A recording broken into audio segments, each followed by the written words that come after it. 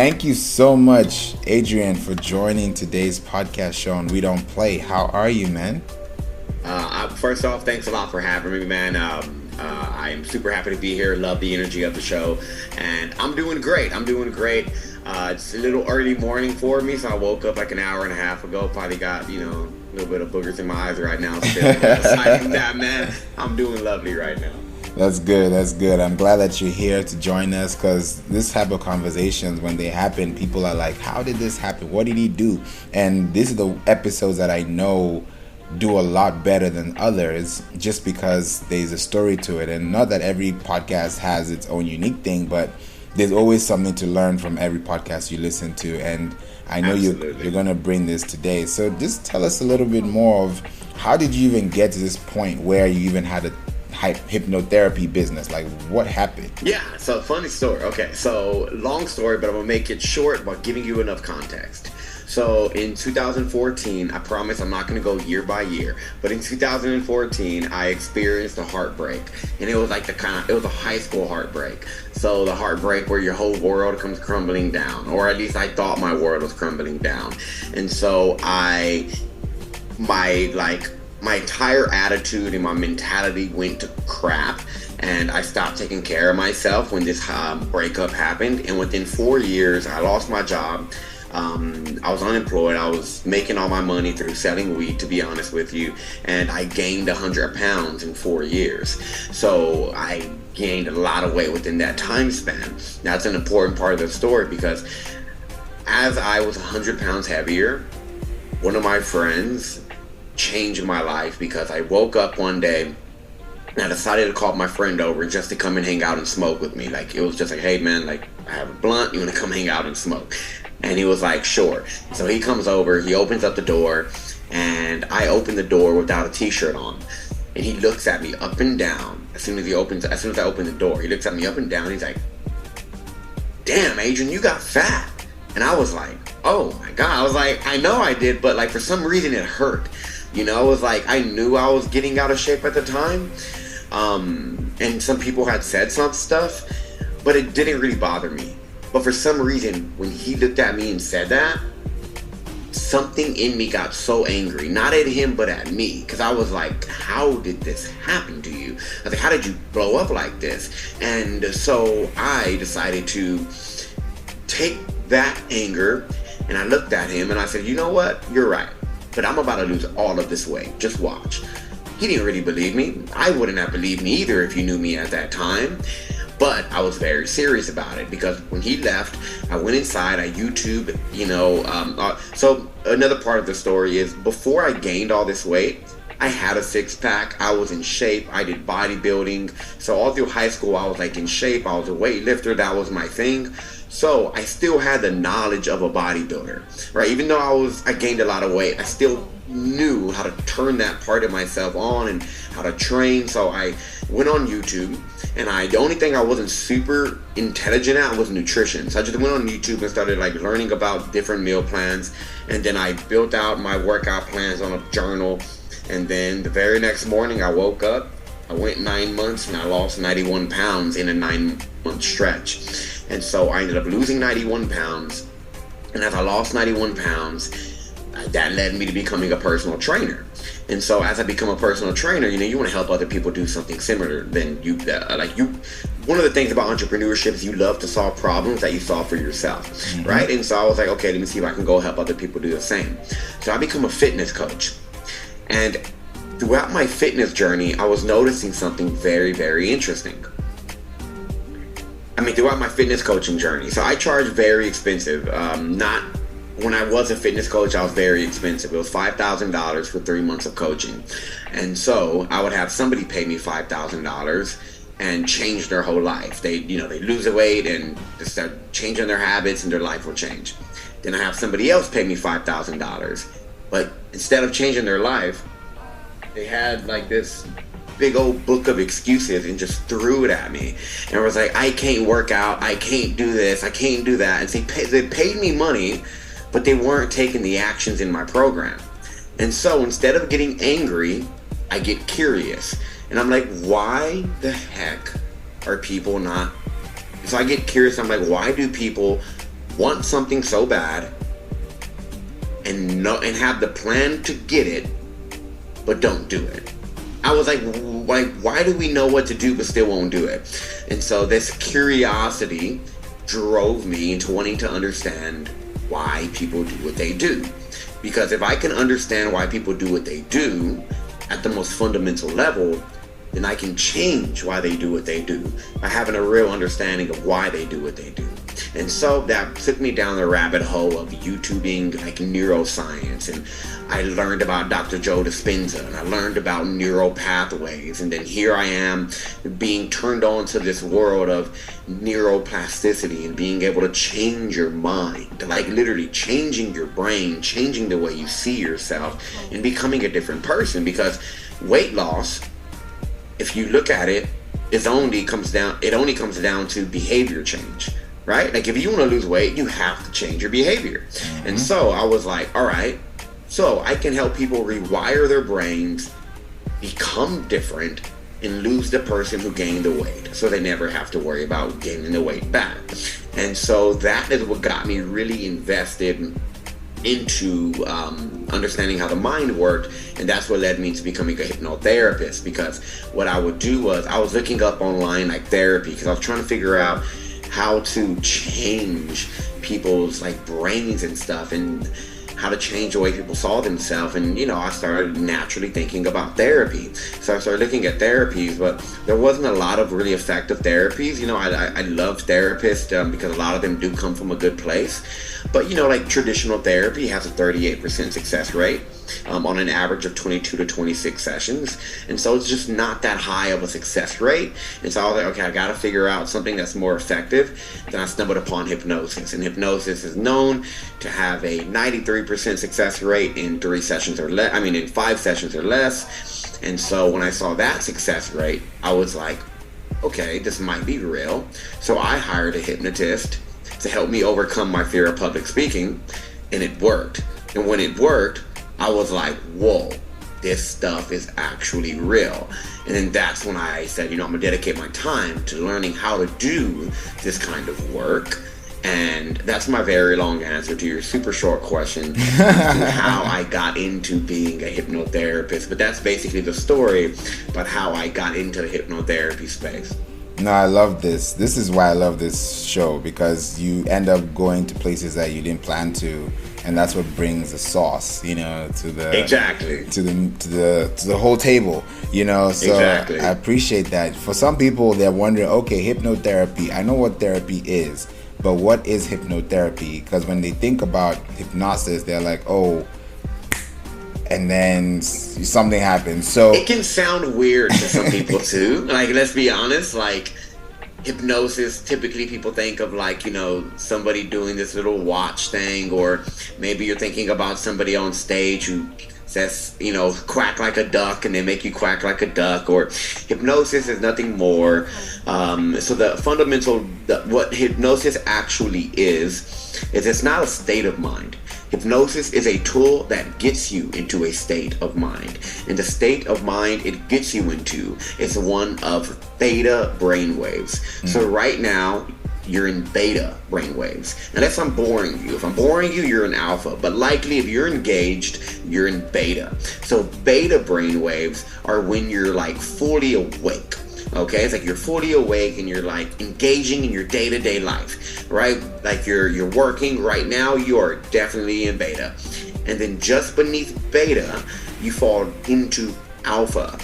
Alpha is whenever you're taking a nice walk and it's like you just calm down, right? You just go take a walk, you say, oh, I feel so good just walking right now, nice and quiet, you feel calm.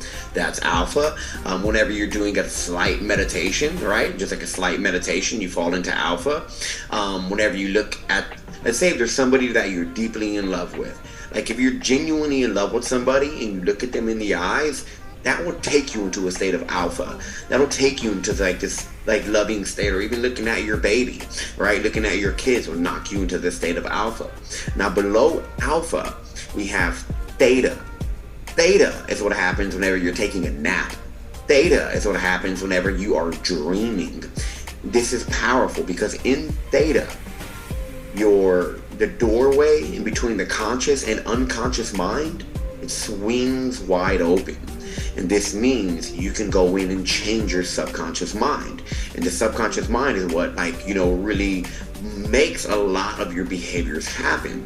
And so hypnosis is a tool that gets people to slow their brain waves down to theta brain waves, so you can reach the core of the problem a lot faster and change it a lot faster, rather than doing it through other kinds of therapies where you're in beta, you're fully in a wakeful state, but there's a strong hindrance between the conscious and unconscious mind, and it takes a longer time to understand what's going on. So hypnosis is nothing more but a tool that gets you into theta brainwaves. It's nothing more, nothing less. That's like the really scientific basis to it. It's not abnormal. You're always hypnotized in some way, shape, or form. Like, if you believe you're not good enough, it's because you hypnotize yourself into thinking you're not good enough. Or if you believe you're the freaking best marketer on the planet, like, you hypnotize yourself to believe that. And so you're always hypnotized in some way, shape, or form. The next time you're watching a TV show, you read an ad and you buy something from that advertisement, understand that you just got hypnotized to buy that thing. And so hypnosis is that's really what it is. Whoa, big. That theta, alpha, beta is big, because now people listening, they're like, oh, am I in beta right now? Am I in alpha right now? Am I taking a walk, or am I listening to this conversation, you know? Exactly. And in theta, what happens is it's like your experience part of yourself is turned on. What I mean by this is, think about the dream you had last night, right? Did it feel like a dream when you were in it? No. It feels like it's real life, right? Like, I'm thinking about the dream I had last night. I had the weirdest dream. I was in a movie theater at one point. At another point, I was on a ship, and we got hit by another ship. My dreams are crazy. But in the midst of a dream, you don't know it's a dream. It feels so freaking real. So when you're in theta, I can tell you, you are worthy and deserving of everything that you want. And like a dream, that becomes your reality. And all of a sudden, you're looking at the world through the eyes of, I'm worthy and deserving of everything that I want. And so theta is a powerful brain wave to make changes happen that stick. Is this why, now it's making me a little curious, because two things came to mind. Is this why it's important to tell your baby, your child, your kid, when they're sleeping, or even when the baby's just born, you can sing a song to them? That's what my dad did to my brother when he was born, like singing, you know, good songs, gospel songs, just saying powerful speaking words, life, right? Yeah, speaking life into him. You know, is that why? Yep, that's very true. So when you're born, you actually are not, you don't even have the capacity for beta. You are born in theta. So you're as a child, you don't develop beta until you're about 4-ish, 5-ish, is when you start developing that conscious, critical thinking mind, where you can sit there and kind of like, oh, you know, like, maybe that is not right. Like, when you can actually start discerning your own decisions and stuff like that, that is when you start picking up beta. But before that, you're basically all theta. And that's why it's like, you know, it's really impactful to hold your baby and say, you know, you're worthy and deserving of everything that you want. It's safe to be yourself. It's safe to use your voice, right? Like, you can have the things that you want. What you want wants you right back. You matter. You're significant. These kinds of things to a child, it has a very large impact on them, whether they're sleeping or not. If they're before that age of 4, at the prime time, you know, to, I guess you could say, install powerful belief systems into them. But the reality is I've seen the whole, you know, giving your child a positive outlook and all of that's something that should be taken care of all through teenage and all of that, of course. But it definitely has a strong impact beforehand, because you are basically living in theta and alpha all the time. Babies are not in beta. There's not going to be a single 1-year-old who's critically thinking, right? Like, that 1-year-old, they're all over the place, right? They're like in their own little la-la land. They're in their own little dream world. that's where you can make dreams come true for them in that state. So yeah, it's very powerful. And that's why even if they're not sleeping and they're awake, they're still in theta because they're not fully developed. Exactly. It takes about 4 years, 4 to 5-ish years for them to fully have that beta part of their brain. And that's when we start sending them to school, because you're around that brain is when you're really active and you're engaged and you're able to like go back and forth. And so, yeah. Interesting, because I started school when I was 2, so I can only imagine how much theta waves I was creating. Yeah. Just hanging out in theta waves in school. Yep, exactly. Wow, this is so big, man. I appreciate this conversation because now it's making a lot of people think, like, what am I going to be doing? And how do I put myself in a situation where, like, if I'm sleeping, I want to think of something. When they say, oh, dream of me when you're about to sleep, it's like you're going inside that theta mode with the thought of that person in mind. Yeah, visualization before bed is powerful. I became other than getting hypnotized, I did get hypnotized to believe I was a phenomenal speaker. And ever since I got hypnotized to believe I was a phenomenal speaker, I've been a very good speaker. But also, I decided to, after that session, lay down and visualize myself sleeping. Visualize myself speaking on stages. I did that for, almost 3 years straight. And then before I knew it, I found myself speaking on very large stages, making really good money, doing really powerful things from a stage. And people can sit there and, I had people sitting there asking me, who did you get trained by? Like, did you have a speaker trainer or something? I'm like, I had zero of that. The only thing is number one, is I believe I'm a great speaker. And number two is I saw myself doing it over and over and over and over and over and over and over again before bed every single night for years, to the point whenever I actually got on a real stage to do it, my brain was like, oh, this is like your 1,000th time doing it. Like, do it again. Like, my brain was so used to that happening that when it came to the, air quote, real world, it turned on so easily because I've already done it so many times in my own mind, because your mind can't see through your skull at all. That's big. Now it got me thinking. When people use their voice, and especially comedians, you laugh because of this way that they tune their voice and the way their intonations are. Now, for someone who's a public speaker or wants to be a public speaker, what are the major things they have to think about before they get in on that stage, or just speaking to a large number of people, even if it's a short room? Very, very simply, I'm not like a speaker trainer and anything like that, but from my experience, what I would say is it comes down to number one, believing that you can do it, like you are a good speaker.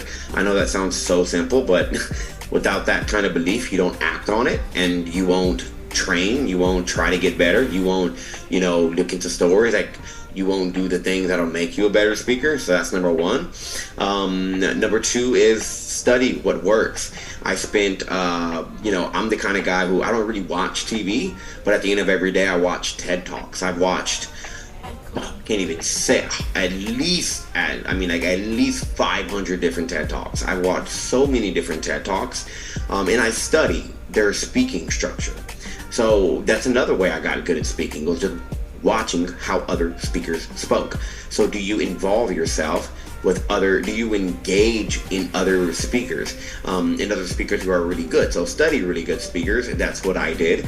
And then learn how to speak from your belly. There is a speaking voice, and that speaking voice is through your belly. Like right now, I'm speaking through my belly. This entire conversation, I've been speaking from my belly. I can speak from my chest, and if I speak from my chest, I sound a little bit higher. And so if I speak from my chest, how powerful do I sound? I don't sound so powerful, but whenever I start speaking from my belly, I'm able to channel like a more certain and direct tone. And that kind of tone from a stage really drives somebody to take an action. So learning how to get into your speaker voice, right? Learning how to speak from your belly is very, very important. And then also giving yourself tons of opportunities to speak. I started pitching a bunch of different podcasts and a bunch of different stages to speak, because I knew that the more reps I can get in, the better and better I could get at it. Just like when I became a hypnotherapist, before I ever took on my first paying client, I did like 100 and something sessions for free because I wanted to be one of the best. And so when I started charging people, I was okay with charging $3,000 for one session because I knew that, I'm good at what I do. I have a track record and I can do this thing. And so building up those repetition is extremely important. So whether you're speaking in front of one person, two people, three people, whether you're speaking on podcasts, whatever that is, make sure you're consistently and forcefully. I am going to say forcefully. I know people say you don't want to like force yourself. It's wrong. You want to take action. Forcefully put yourself into situations where you are in a position to speak to a group of people. I did not have opportunities fall on my lap. I actively found them, and I actively reached out, and I actively forced myself into positions where I was able to get those reps in. So very important that you like work on actually getting your reps in, as opposed to reading books and watching speakers. That's great. Working on your speaking voice, that's great. But if you're not actually getting the reps in any way, shape, or form, all you are is a good speaker in your mind, but you likely suck in real life. And so I say that with love, though, because I really want people to understand the power of like putting yourself out there and putting the repetition in. You're so right. I think also the imposter syndrome is a big thing because they're wondering, what do people think? Why would they think about me? Would they buy my course? Would they buy my program? But if you don't believe in your own program or your own voice, how will somebody believe in what you're saying? Absolutely. My belief, if I was on this podcast and I felt like I was a phony, you would feel everything. If I was feeling like, oh my God, I'm not really that good, you'd be like, you'd feel it, right? You probably wouldn't be saying it, but you'd be feeling it. Yeah. And so, your own energy is going to impact anybody. And also keep in mind, people only think about you when you think about them thinking about you. What I mean by that is when somebody says, like, what are people thinking about me? I'm like, wait, real quick. Imagine if you just stopped thinking about them. Are they thinking about you? Like, in your mind, it doesn't matter. Like, what I'm saying is I can walk through I can walk through the mall and I can think everybody's thinking about me. Or I can just walk through the mall, enjoy myself, and then what everybody's thinking doesn't even exist to me. So when people they're scared of what other people are thinking, it's because they're the one thinking about what other people are thinking about. They're the source of it. If you just dropped what other people are even thinking, what other people are thinking has no effect on you in any way, shape, or form. And so I use the same analogy in the gym. I'm like, look, nobody cares about you in the gym. When you're in the gym, the people who are there, they're just working out and they want to go home. When I'm in the gym and I see somebody who looks like they don't know what they're doing, I'm not thinking anything about them. I'm just like, okay, look, I just need to do my reps. I need to get out of this gym, right? And so also keep in mind, even if somebody is thinking about you, cares? Be very blunt. Who cares? It can't do anything to you. If I can go to sleep at night, if I can eat food, if I can drink water, if I can do all of that, I don't care about what people think. So true. So true. I appreciate that. One of the things I wanted to even touch on, before we close is how you grew your business, with podcast guesting, which people believe or think is hard to do because they don't know where to start, who to look out for, what to even say. Oh, yeah. So how did you get to a point where now you don't even run ads, so to speak, and you're just for sure. Organic? 0 ads. So I didn't spend a single dollar in ads to grow my business. So basically in 2022, we did over $250,000 in sales. And if you look at the average hypnotherapist salary, it's about $45,000. So I don't know what X that is, but I did a lot more than that. And the way that I did that was I was struggling at first. So interesting story. When I was a fitness coach, I was making a lot of money. And then all of a sudden, the business started going down. I went from making over $300,000 to, tanking. I had I remember I had maybe over $100,000 to my name, in my bank account. I was like, whoa, this is crazy. All the way down to $7,000. Like, I lost a lot of money because I was, number one, I was not caring about my clients anymore. So I was having a lot of refunds because I was only focused on making more money, right? Like, I went through that phase. I went through that learning phase of, I made money and I was like, oh, this is great. Let me like make more money. And I went through that phase of like only trying to make money and not really caring about the product. And that came and bit me back. Started losing a lot of customers, and then I was in a crappy mental state. So I was making dumb decisions with my money, like 6-figure mistakes that I was lose 6 figures pretty quickly. So I started losing a lot of money and I found myself struggling again. So from this point, I was like, okay, as I opened up my hypnotherapy business, I decided to use all the same tactics I used to grow my fitness business with my hypnotherapy business, which was simple. It was all the organic stuff, making 2 posts on Facebook every single day, adding 50 people a day, DMing 50 to 100 people a day, and just living on social media, making all of these posts early, trying to get clients. But I went 6 months without getting a client. I went a long period of time struggling and just it wasn't working for my hypnotherapy business. And so I sat there and I was like, okay, there has to be another way to do this. And something special happened. One day, one of my clients, she had a business mastermind.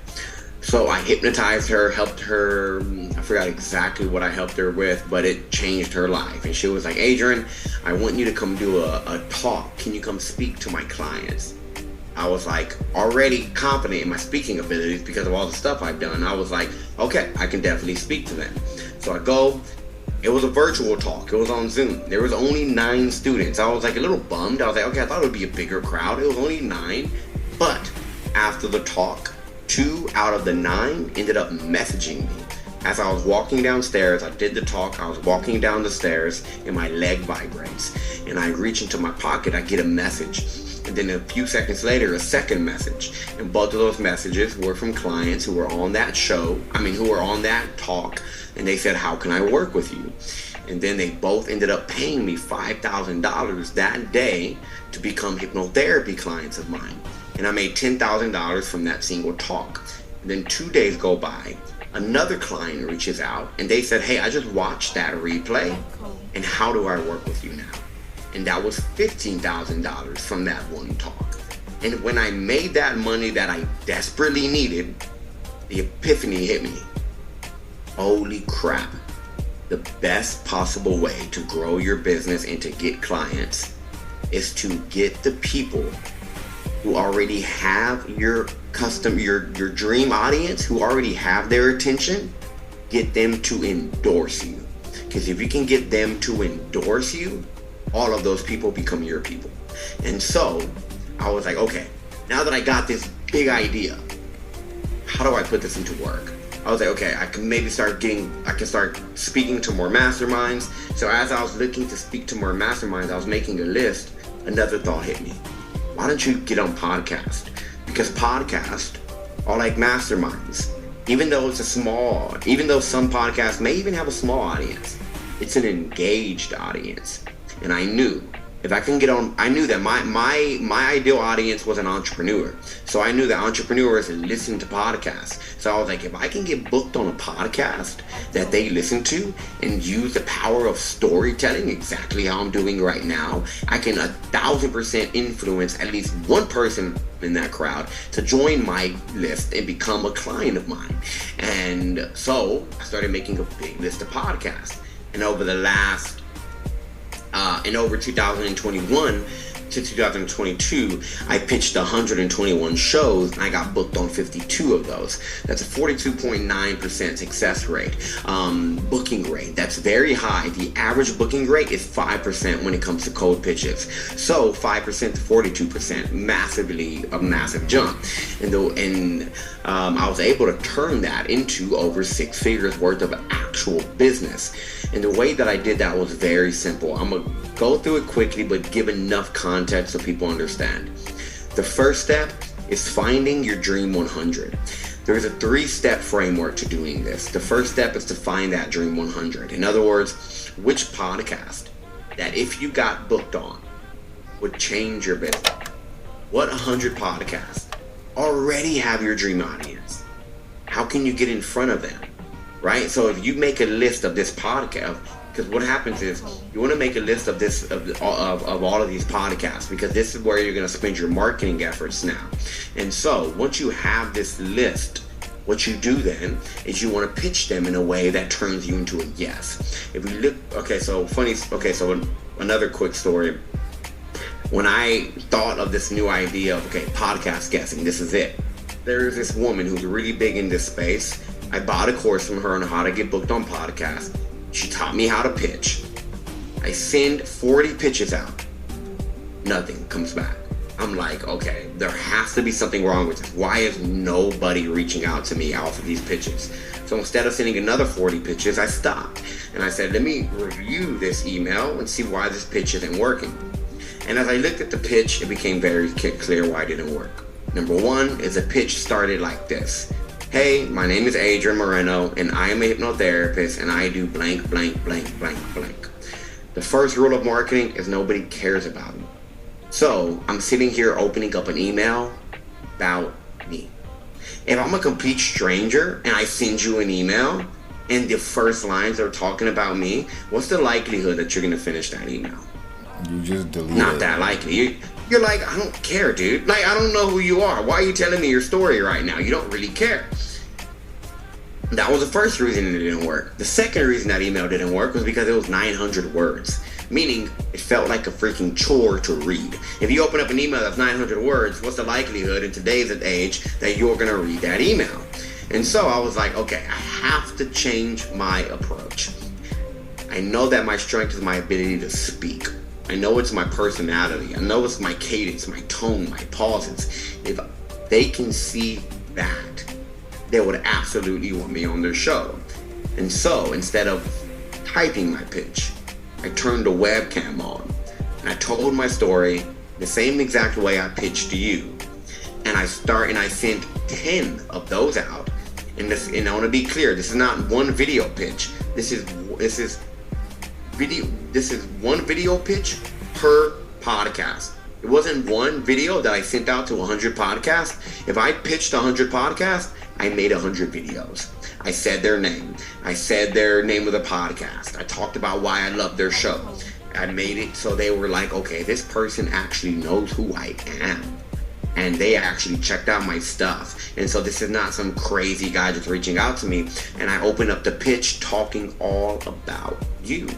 All about them. Because I say their name. The second word out of my mouth when I pitched you was your name. Same with everybody else. The second word out of my mouth is always their name. Why? Because our name is our most favorite word in the universe. When we hear it, we listen. And so I say their name. I say the name of their show. Makes them want to listen even more. And then I let them know why I like them. And then I communicate my story after I talk about them. And so in that video pitch, I then go into my story and I introduce myself that way. Instead of saying I do this, I say my name is Adrian. And when I was 4 years old, my life was deeply impacted when I saw my dad and my mom have a fight that led them to divorce. That is how I introduce myself. As opposed to introducing myself the traditional way, I introduce myself through a story. Because as you were talking about at the beginning of this podcast, stories are extremely powerful. Stories sell because stories create images in people's minds. When you have an image in your mind, you're likely to act, right? When you have an image in your mind, it influences you. Like right now, if you think of somebody scratching a chalkboard with their nails and making that screeching noise, that image in your mind makes you act in a certain way. So when you can create a picture in somebody's mind through a story, you can influence them to do something. And so in that video pitch, I tell my story. And then I end with a powerful, clear CTA. Hey, if you want to collaborate, let me know what the best next steps are so I can get this taken care of and we can get booked on your show. A very clear approach to getting actually on the to actually getting booked on the show. And so that's the second. So first pillar is building your Dream 100. Second is creating what I call a power pitch.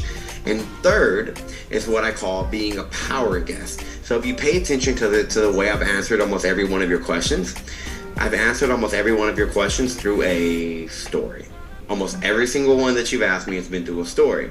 Because again, stories are extremely powerful. So I answer almost all questions through either my story or a client story. Because when it does this, it highlights me as the expert. And if somebody's going through something similar to my story and I share my breakthrough, it makes them believe I can then help them break through too. And now they're more likely to be like, I want to work with that guy. Right? Because when you also tell your story, they get the opportunity to know, like, and trust you. And what do people need to buy from you? Before they need money, they need to know, like, and trust you. And if they know, like, and trust you, they're going to buy. And that's also why podcasting works beautifully, because your audience that listens every week, man, they know, like, and trust you already. And so if you come on here and say, this is an awesome guy, he's doing cool stuff, they're going to be like, okay, well, since I trust you, I trust this guy too. It becomes a lot easier to become an authority. Like right now, I'm already being seen as an authority by your audience because of this interview. And so that's another reason why it's powerful. But back to the third step of being a power guest. Answer every question through a client story or your story. And the most important part about being a power guest is at the end of every podcast,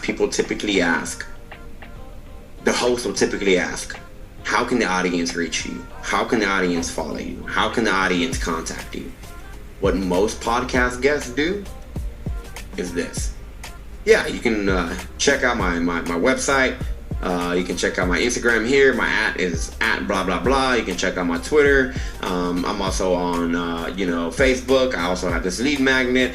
They list out every freaking way to reach out to them. The problem is, this creates a problem of too many options. Mm-hmm. Human beings, when we have too many options, we typically don't pick. We typically don't choose. And so, what I do, when somebody asks me, where does the audience reach out to? You're going to see it happen here too. I only give one place to reach me. And that one place to reach me is a lead magnet. It's an opt-in that's going to capture their name and their email. Because when I have their name and their email, now they're on my email list. I have a 55% open rate and a 13% click rate, which is really high. And now I know for a fact that if I get these people in my email list, I know that by email 5, when I make my pitch, they're gonna buy. And that's how I turn them into actual paying customers. Is I'm like, hey, if you wanna follow me, instead of here trying to find me on all these places, just go to www.blank.com, where I'm gonna show you how to blank without blank in X time, even if blank, right? So it's like a lead magnet I'm giving them. It's something I'm giving them, and the people who are interested in that, I'm like, oh, I totally wanna grab that. Now they're on my email list, and I use what Russell Brunson calls a soap opera email sequence. And I have a soap opera email sequence that is designed to close them on day 5. And then I close the rest of them within day 5 to day 8. And then if they don't buy by day 8, they hit my daily email list, or I'm constantly in their email every single day making an offer until they buy my course, until they book a call, until they buy whatever I'm offering. And so that's how you actually turn the interviews into evergreen marketing funnels. Like last week, I got 148 people who joined my email list from one podcast interview that got released. So one interview got released, 148 people listening to that podcast thought this guy's interesting enough to go ahead and follow. And in one day I grew my list by that large.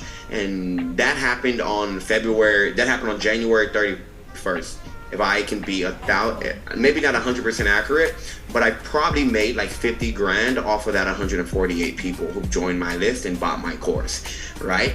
So that's how you monetize the crap out of podcasting, is you want to direct people to a follow-up funnel. Because right now, I'm renting your list. Right now, I am using your list. I'm leveraging the audience that you built. And if I want to get a return, right, I have to turn that list from a rented list to an owned list. An owned list is my email list. When you're on my email list, I now can message you as much as I want. I can tell you all kinds of different stories, and I can build a stronger relationship with you. And so that's how I was able to grow my business last year, man, through podcast guesting, and it's been freaking phenomenal ever since then. We have a wait list of almost like 6 weeks at this point, and yeah, that's exactly how I did it. And now I have a course where I show people how to do this, and I sell the crap out of it through the same exact strategy. Wow, bro, this is definitely going to be one of the top episodes of the year. And we're not even halfway through the year. So I know. That's a nice statement. Now, for real, I appreciate it. I think it's very knowledgeable, and people would love to take this information, replay it, understand it, conceptualize it, and then act on it, because this is the beginning of what you call growth. Because it's inevitable. It's something that you can't ignore it. You just have to grow. But if you don't grow with the times, then the times just gonna outgrow you. Exactly. And right now, with you talking about the times, this is a prime time to be podcast guessing, because number one, podcaster, the people who listen to podcasts is looking to grow to 500 million by 2024. 56% of podcast listeners say they actually like being marketed to on podcasts. Like, they don't mind it. They're like, oh, exactly, I don't really mind. It's cool. 86% of consumers say they actually buy something because of it being marketed over and over again on a podcast. And the average podcast listener, the household makes about $150,000 to $250,000 a year. So podcast listeners typically make more money than your average person because they're educating themselves more often. So it's just like readers typically make more money, podcast listeners make more money. So that means they have the money to pay you. And so it's a gold mine for anybody who's like a coach, an expert, some kind of consultant, an author, a podcaster, any kind of influencer who wants to grow their personal brand. Podcasting is a beautiful way to do it, and I'm not sure how long it's going to be a beautiful way to do it, but what I do know is this time right now is a gold mine for podcasting. Facts. That is so true, and that's what made me start in 2019, because I use this as an alter ego for my music, and I was like, if I want to connect with people, how can I do it in a pandemic where everybody is home? So even before the even before the pandemic happened, I already had this in my mind, not thinking that it was going to be that disastrous. But now look, 4 years later, I'm still on, and we're in season 6, and I've met so many people I wouldn't have met if it wasn't for this show. So that's another thing. It builds so many relationships. Like, man, I've gotten crazy joint venture opportunities. I've gotten speaking opportunities. Like, I'll do a podcast afterwards. They're like, man, that was good.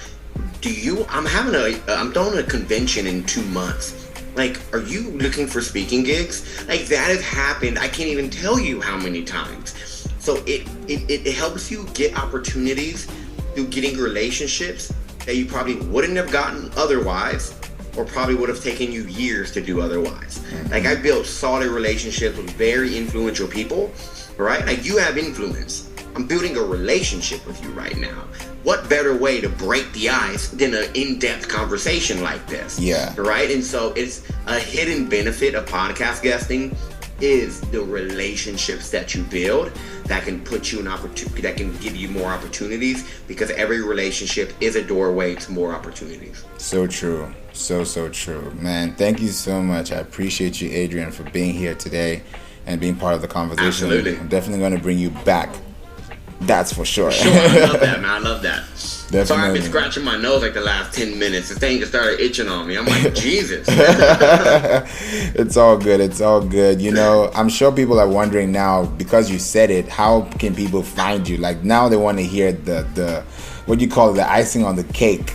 Exactly, yeah. So now you guys want to see it put into play. So if you want to follow me, the best way to do that is actually to be to my email list. And the reason why is because I'm going to teach you a crap load of stuff, and you get to learn about me a lot more, but I want to give you a reason to join it.